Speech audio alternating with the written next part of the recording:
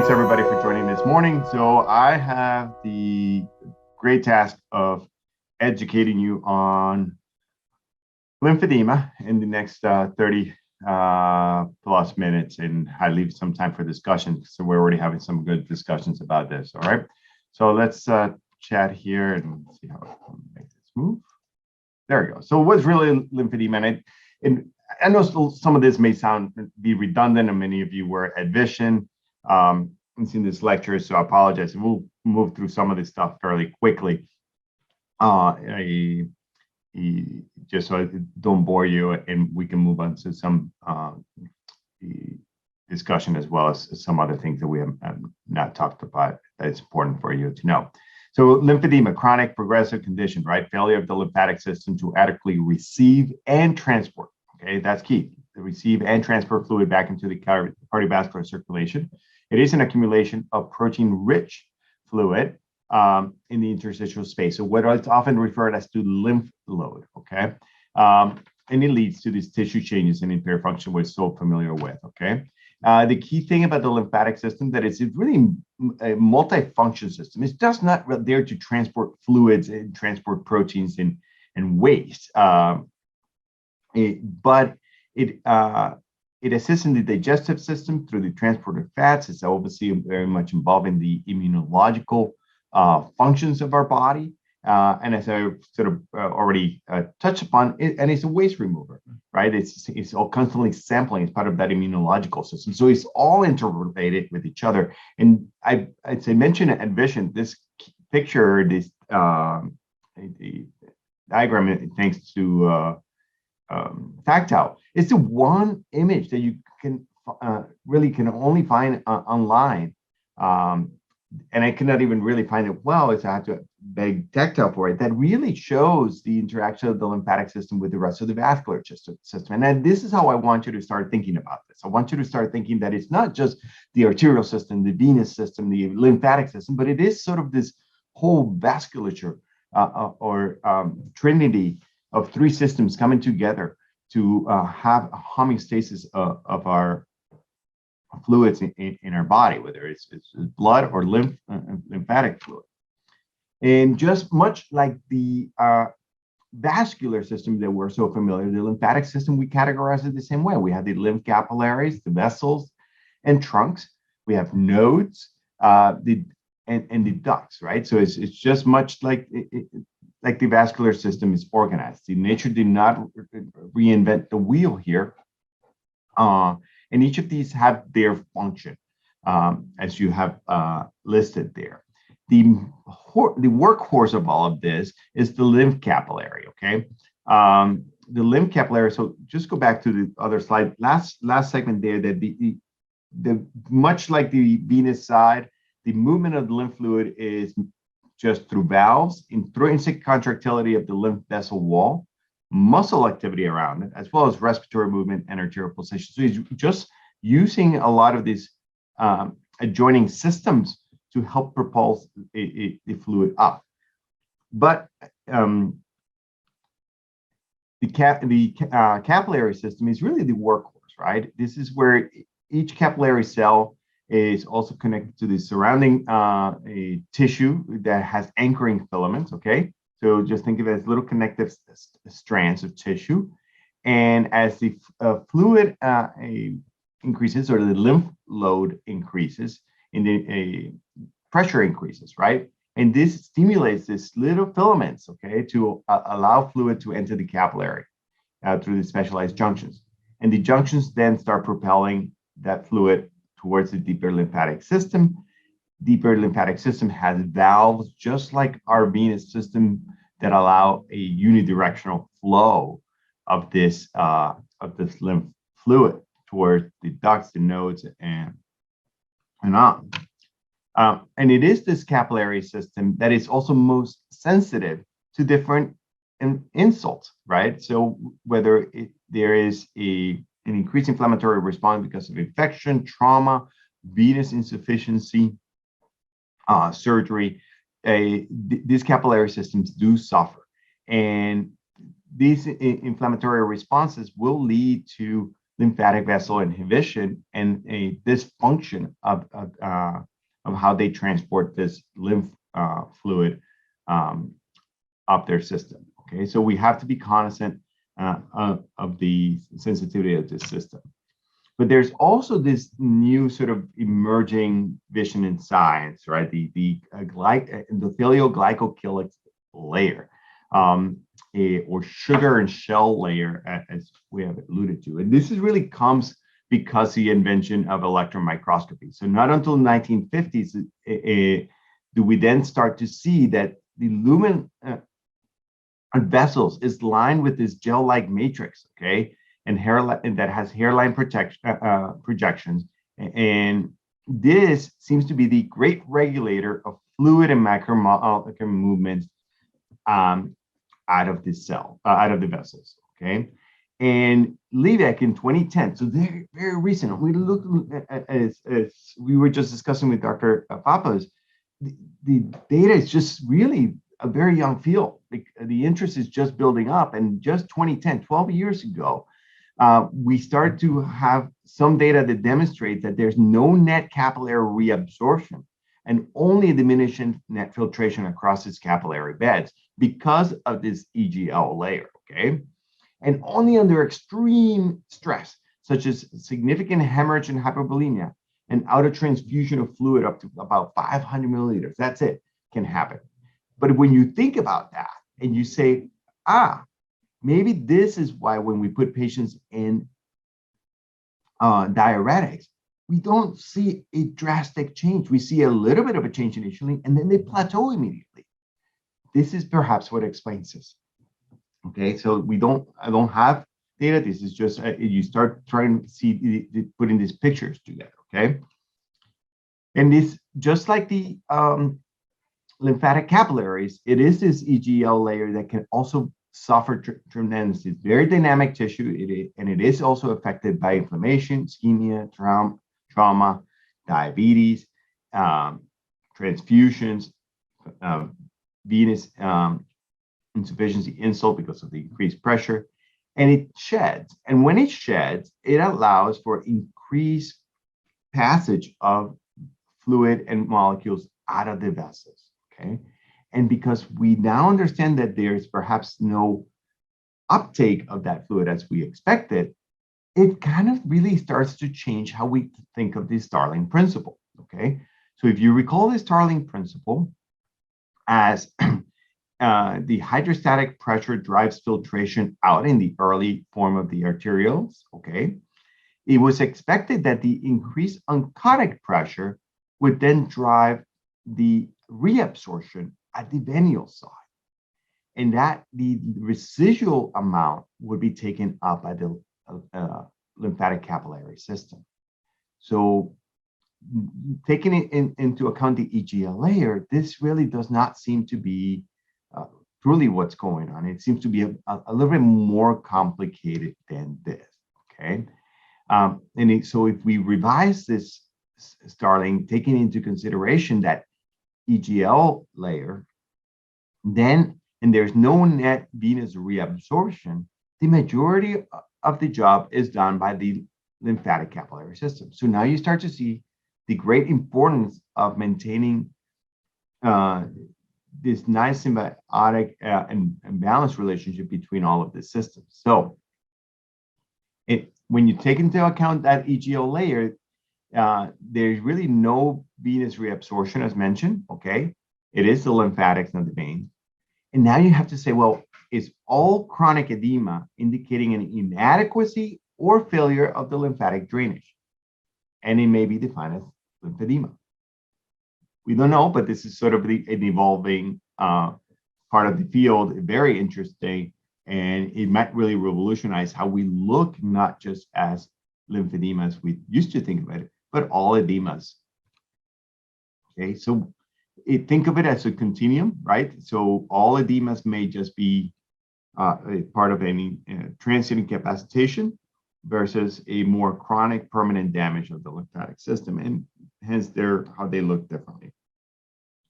So I bring it now epidemiology. Well, we define lymphedema, why didn't we talk about epidemiology first? We usually do this in a very specific order. Well, really, this is all epidemiology, old, okay? Meaning we don't know. I say these are all approximate numbers because as this now starts to evolve and we might start to redefine how we think about lymphedema, do we really think that there is 140 to 150 million worldwide, right? Is primary lymphedema really affects 1 in 100,000, or is this a larger? These are numbers from 1985, 2003, right? Males and females are affected equally, perhaps.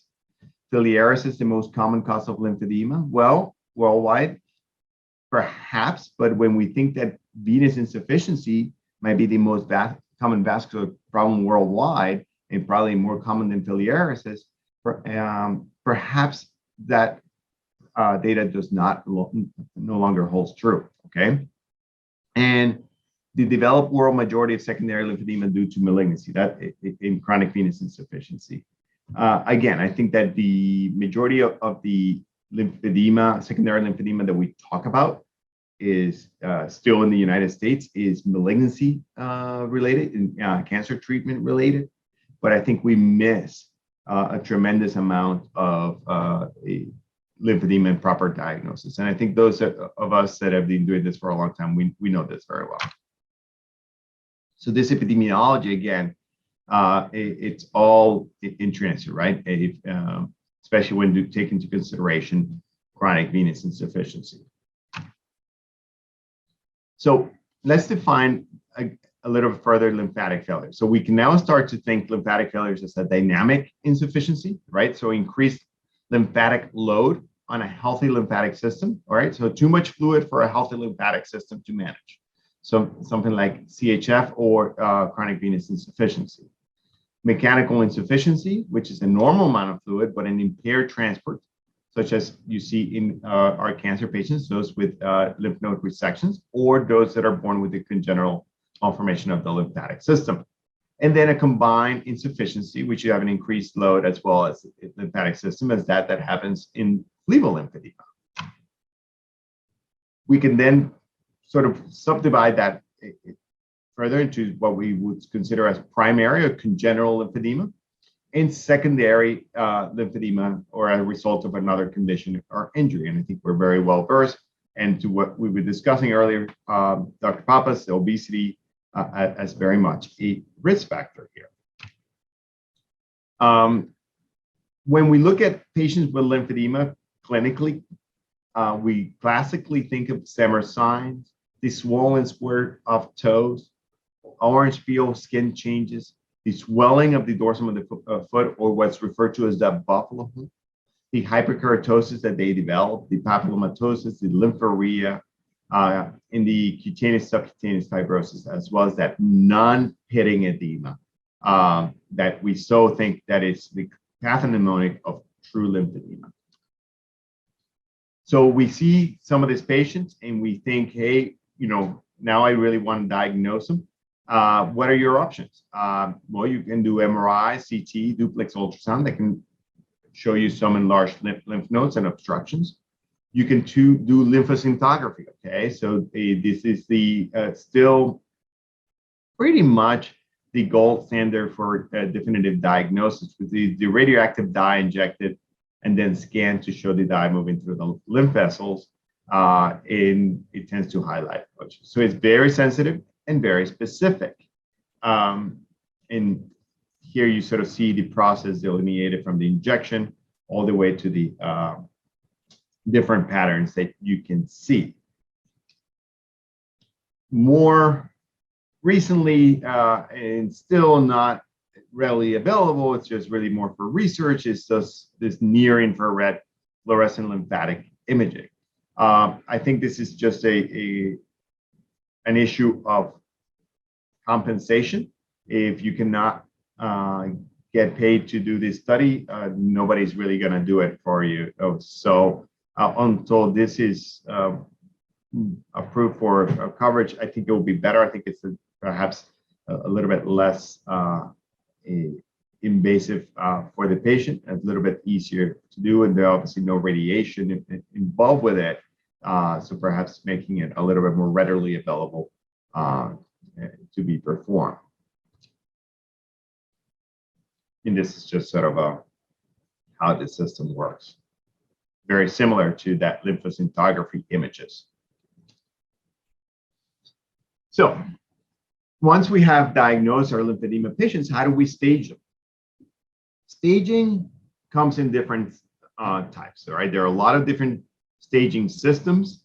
Every time I review them all, they remind me of kind of like the 7-minute abs, and somebody did the 7-minute abs, but somebody might have a 5-minute ab and a 4-minute ab.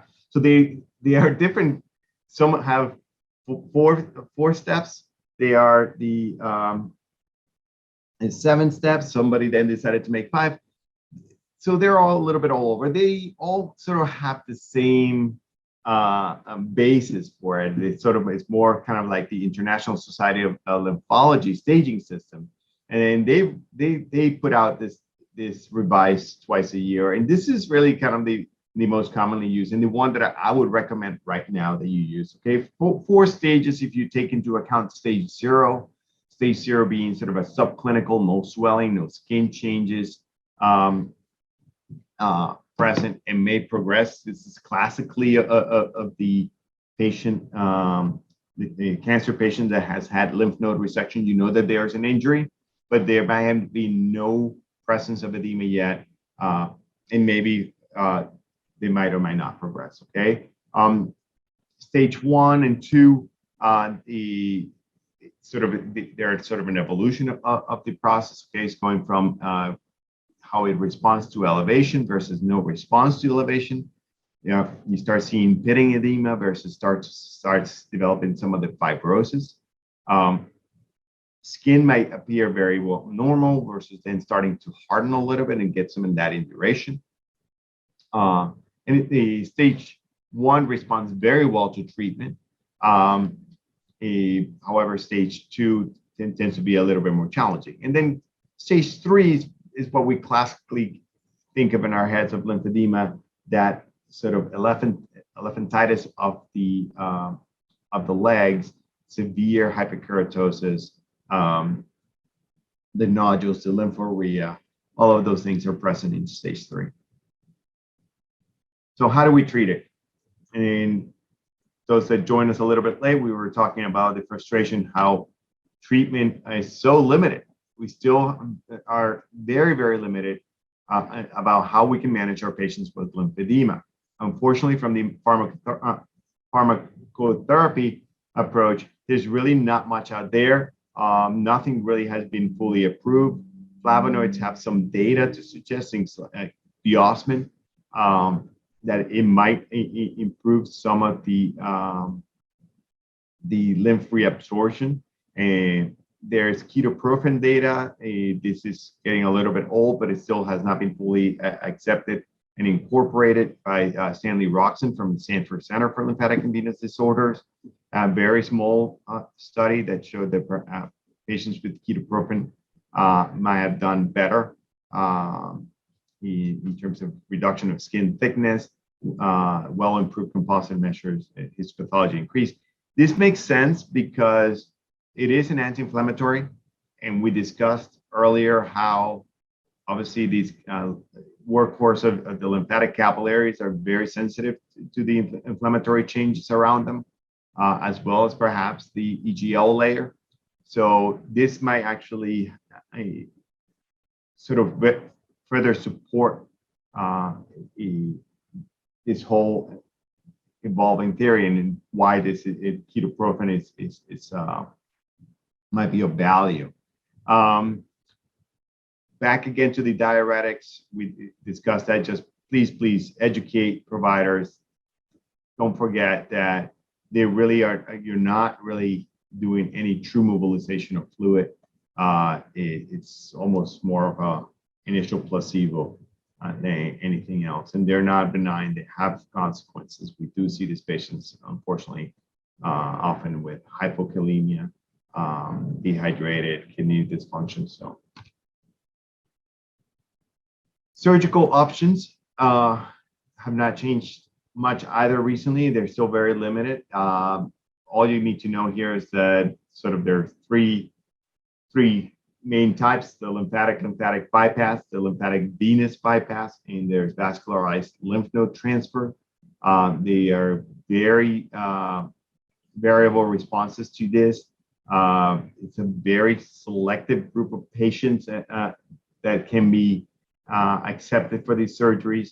At most, 50% do have some improvement when you look at all these studies. So when you take a large population of lymphedema and you look at who are the true candidates and you narrow them down just to a few, and those that actually get to go through surgery, and out of that you take 50%, you see that this is perhaps not the most ideal management of lymphedema. It can often be disfiguring to the patient. So complete decongestive therapy continues kind of to be the gold standard for treatment of lymphedema.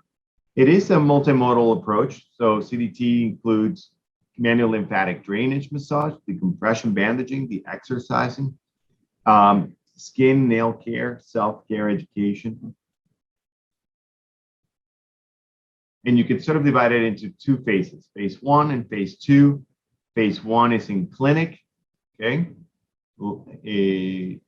And the phase 2, which is sort of the transition from that in clinic management to the home management. So again, now it's sort of having that patient continue to maintain the reduction, minimize the progression through the use of the garments at home, manual lymphatic drainage massage, exercise, nail care, and the use of these pneumatic compression devices at home, which we all very well familiar with. Lots of competition on this about who's the best. They all sort of have their pros and cons. These are results of CDT, so we know it does work. And here the intermittent compression devices. So the principle here is very simple. Okay, the cuff with intermittent infused air from the peripheries into the affected limb, okay, towards the center of compression. So it does not replace decongestive therapy. It does not replace compression of elastic garments, bandages. Okay, so it is a collaborative treatment approach. They have been shown to reduce the episodes of hospitalization, cellulitis, and ulcerations in this lower extremity patients. Okay, so there is good data to support their use, and I think they're very great adjunctive therapy. But please do not give the thought of your patients that these are going to be the only treatment they're going to need. Okay, why do we treat lymphedema? Well, if we don't treat it, I think we all have seen our patients who unfortunately suffer from some of these complications. Okay, the infections, the delayed wound healing and adhesions wounds, the pain associated with it. Okay, the limited mobility. Okay, the psychosocial effects of the disease. Okay, these patients are often depressed, they're isolated, they have issues and problems with relationships. Needless to say, financial. I think we all struggle to see how hard sometimes it is to get our patients treated just because the insurances won't even cover the bandages and they have to pay for their own bandaging. So this has a significant psychosocial effect on our patients. And we are well versed on it. We all know it. Unfortunately, I don't think the rest of the world and the payer system knows it or cares to realize it. And then eventually cancer as the most dreaded complication. Hopefully you'll never see this, but please know what it is, know how to identify it. If at all suspected, please make sure you get your patients for a diagnosis right away. So Stewart-Travis syndromes or a lymphangiosarcoma can develop in this setting of long-standing lymphedema, usually somewhere between 5 to 15 years after the swelling starts. Okay, often occurs as sort of these purplish nodules. Thankfully, still very rare, about 1% of these patients. But the treatment and it's obviously horrible. It's just pretty much excision and very, very often amputation because the prognosis is so bad. Survival rate is less than 5% at 5 years. Okay, so just be aware of this. This is something that you probably might want to know that for the test. The biggest point that I would like to make is sort of, and this is something that if you were at Vision, Dr. Soto very well alluded to, is this sort of multidisciplinary approach to managing people with lymphedema. Okay, it takes a village, as the saying goes, of physicians, phlebologists, lymphedema therapists, podiatrists, wound care specialists, the garment fitters, the lymphedema support networks out there, social services, psychologists, spouses, family members, friends, to get this, to have these patients not just treated, but to keep them motivated to maintain their treatment at home, since so much of this is to be continued by the patient and supported by those around them. So I always bring my lymphedema patients back, and I let them know that I'm bringing them back not because I'm going to be doing anything magical to them. I do not repeat ultrasounds, but I just want to see how they're doing. Are they doing great, or are they struggling? Are they having trouble getting their garments? Are they having trouble getting their pumps? Were they not able to get into lymphedema therapy? I had a lady yesterday, and she did great. She was super happy. I wish you could show you the image today, but she was thrilled. She was doing everything right. And we said, wonderful, thank you. It's great to see you. And I'm so happy you're doing so well. I'll see you in a year now, just to make sure that she's still on that train and that she's still riding comfortably, okay? We owe it to them. I think a lot of these patients that fail is just because nobody has really sort of coached them along and provided them the support they need and motivation to stay with the treatment. So just to recap, all edema may be a form of lymphatic dysfunction, right? So whether we define it as transient versus permanent, we try to identify the etiology in all of our patients. So try to find out whether there is trauma that they don't remember because it happened 20 years ago, an infection, surgeries, cancer, and don't stop if you don't have an answer. Is it venous? Is it pelvic? Once I excluded all of that, then maybe they do have some of this late lymphedema diagnosis, idiopathic. Be aware that most common form of lymphedema might, at the end of the day, be febrile lymphedema. Manage the expectations and be upfront about treatment and with the goals of that treatment and what they are going to achieve. Treat all edema because it affects our patients, okay?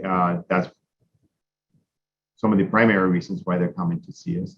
Avoid the diuretics, educate the providers about this. Again, multidisciplinary approach, bring in the village, okay? And we used to finish with this kind of neat little cartoon that, this is lymphedema, but really let's rethink it as this is lymphedema, okay? It is different stages. In here, it's obviously not stage 0, but just a normal leg might actually have lymphedema, and just having a conversation is important.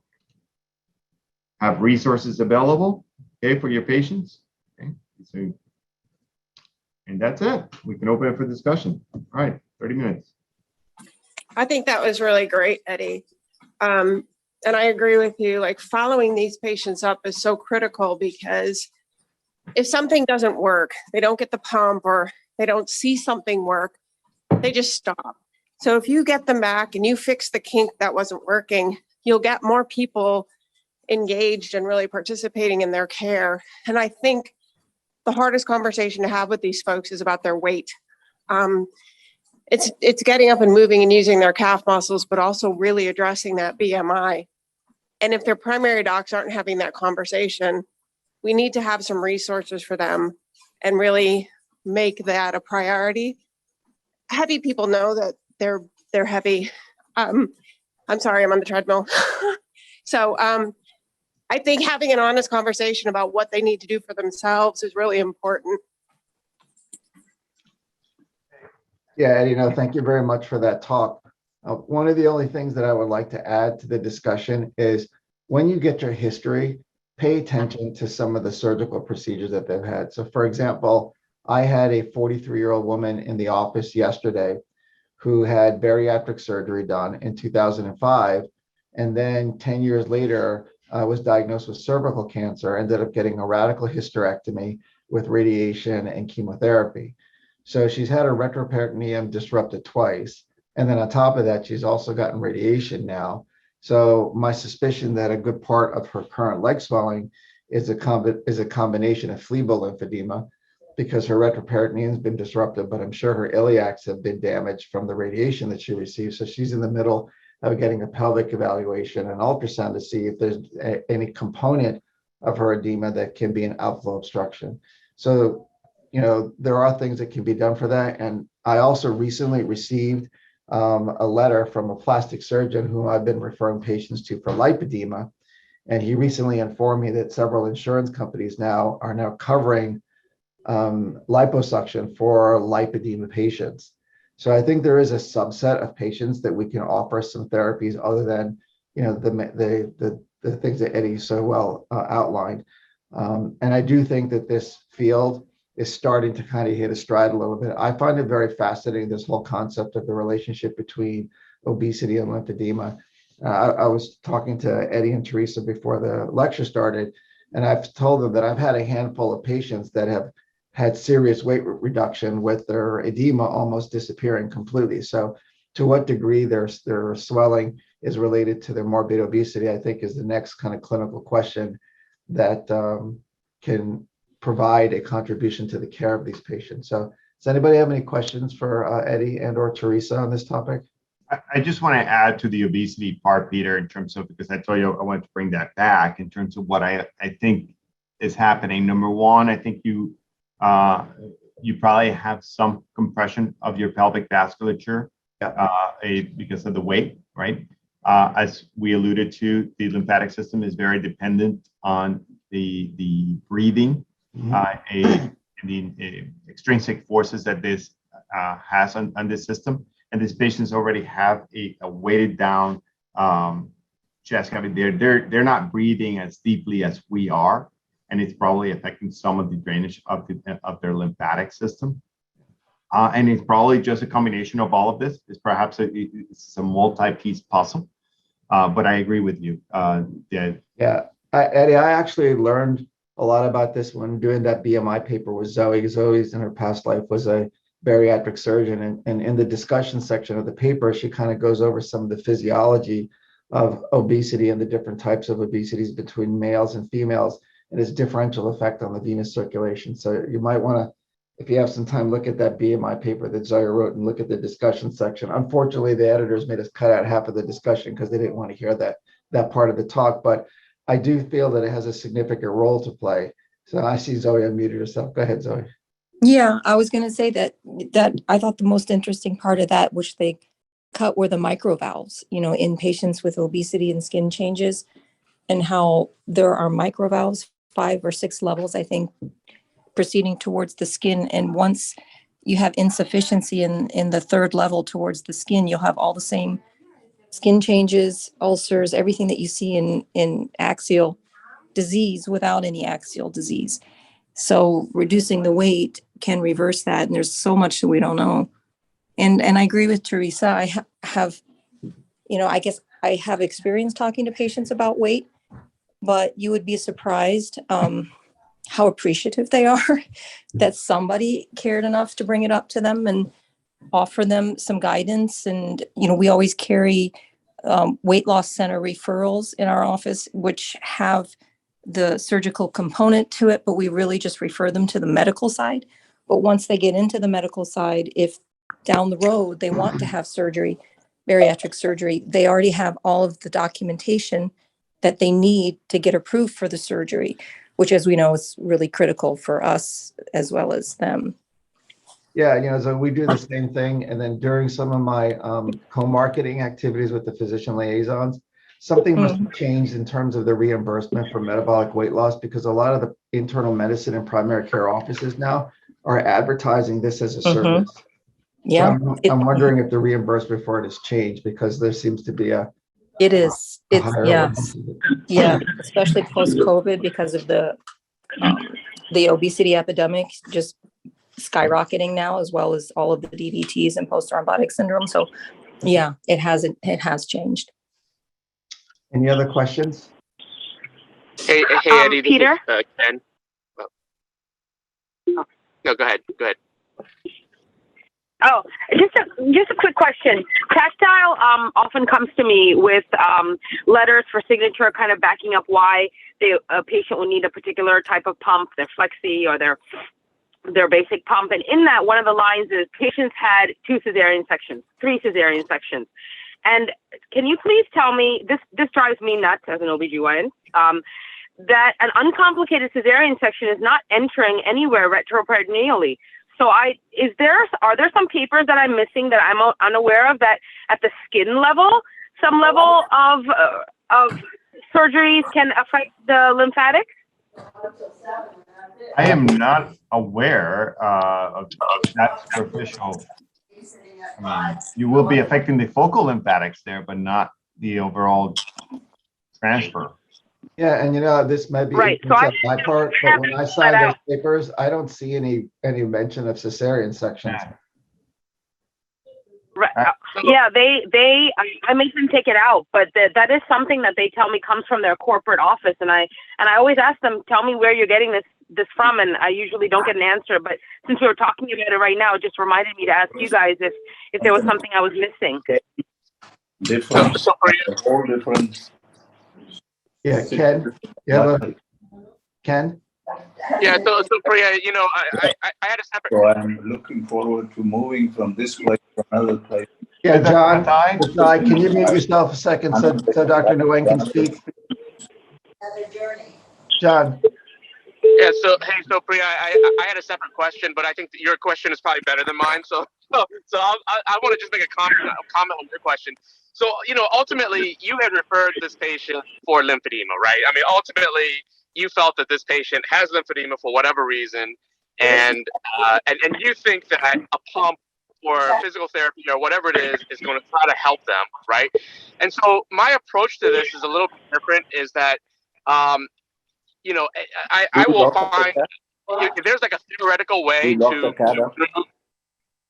I'm sorry, okay, guys, can you mute your phone for a second? Yeah. Okay. Dr. Mathai, if you don't mind muting your phone, please. Oh, I'm sorry. Yeah. So Priya, so ultimately in medicine or in emergency medicine, we are taught that any type of stressor can cause lymphedema. Okay. And again, I that's just basically from my training back when I was a resident. So I can't back any papers up like Peter can probably, but theoretically any type of stress can cause lymphedema. You could actually wake up in the middle of the night and stub your toe, and that causes your body to overreact and cause lymphedema. I mean, I think I remember reading that when I was a resident at one point or something or another. But essentially, anything can be. So ultimately, I think what they're saying is a surgery of any type can cause it. And again, I'm sure they're probably pushing it a little bit. But ultimately, look, they have lymphedema. The patient probably could benefit from a pump, and it's our responsibility to try to get them. Now, if they don't need a pump, that's a totally different story, okay? But if you think that they're going to benefit from it, I think they're just trying to figure out some way or the other. Now, it's up to us to decide, well, is this beyond the realm of like reality, or is it somewhat, defendable? And I think that, surgery to the pelvis of any type can be, and I think that they're probably, we can probably find something that any stressor can cause lymphedema. And then I don't know how everybody else feels about that, but that's my approach. See, I agree with you, Ken, and Priya, I get it. Like, we don't want to blame it just on a C-section, but I think any major abdominal pelvic surgery, you put retractors in their packs in their hands in there, you're pushing a uterus around, the kid around. I think you can damage lymphatics. I also tell people you can crush the iliacs too. You know, we sometimes dig around almost retroperitoneal, but we have packs just smashing bowel and everything out of the way. So I think if patients have lymphedema, I agree with Ken, they deserve the pump. So if that's a criteria to get one, I'll sign it, because I think any insult is part of it. Yeah, I mean, I agree with you. If that was, I was just curious if there was actually data that Tactile had been using that I had not read, and so I agree with you. I mean, anything that can help this patient get a pump, let's do it. But I was just curious if there were any papers out there that I would love to read. So I was curious if Peter or anybody knew of any papers to support that.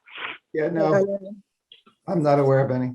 Philip, you have a question? Okay. Comment, you know, maybe they're just data collecting and they're trying to see if there's an association that would, in the long run, help them provide these pumps easier for patients, much like we do. I mean, we data collect so much stuff.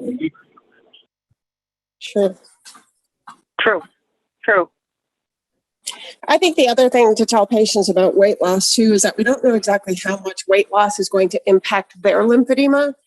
I think there's some genetic underlying stuff to it, your muscle, muscle mass. I tell folks, you don't have to get skinny. You need to have some muscle mass. You need to have mobility. You need to drop some of the weight. You need some core strength, to work like a siphon to get some of that fluid up. So on the weight loss thing, I think if you encourage them to even get started on a program, when they start to see results, you're going to get more buy-in. I think it's one of the most important things you can perhaps talk to your patient about. It might be one of the most difficult ones to start a conversation. I think there's a great amount of taboo and shame behind talking about obesity. But if you don't, I think you're doing a really big disservice. I think that as a clinician, you missed a large portion of your pathology. Well, after this discussion, I think one of the talks that we may implement into the curriculum is the relationship between obesity and venous disease and lymphedema. So that's clearly one of the takeaways I'm getting from this talk today. But listen, if there's no other questions, I want to wish everybody a good weekend, and let's go see our patients. All right. So thank you for joining us. Eddie, thank you so much for that. Thank you. Thank you. My pleasure. Thank you for having me. Thanks. Thank you.